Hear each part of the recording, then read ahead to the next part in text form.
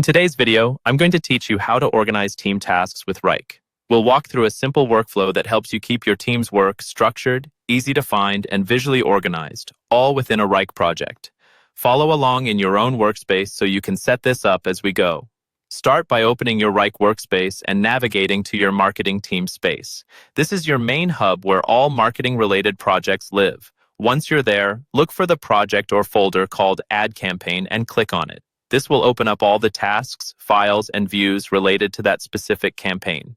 Inside the Ad Campaign folder, you'll see different tabs and options at the top of the screen. First, click on the highlighted section that opens the main task view for this project. This is usually where your list or table of tasks appears. Next, click on the next highlighted area in the navigation to make sure you're inside the correct subfolder or project level for that campaign. This ensures that any views you set up apply to the right place. Now switch to a more visual layout by clicking on Board. The board view is great for organizing tasks into columns like To Do, In Progress, and Done. It gives you a quick snapshot of how work is moving through your process. Even if you don't customize the board right now, it's useful to know where it is and how to get back to it. Next, click on the Files tab. This area collects all the attachments and documents related to your ad campaign, so you don't have to dig through individual tasks to find assets. Once you're in Files, click on the highlighted filter or drop-down area to adjust what you're seeing. From there, click on All. This makes sure you're viewing every file associated with the campaign, not just recent uploads or specific categories.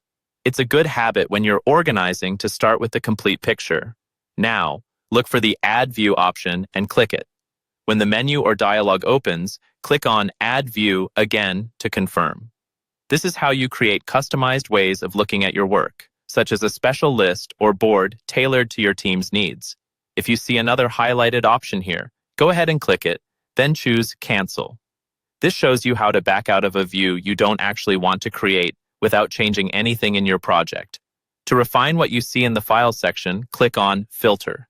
Filters let you narrow down files by different criteria, so you're only looking at what matters right now.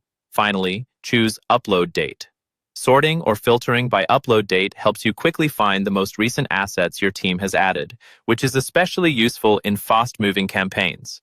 By following these steps, you've moved through key views in Wrike, explored your ad campaign project, organized how you see tasks and files, and learned how to filter by date to keep everything clear and manageable for your team.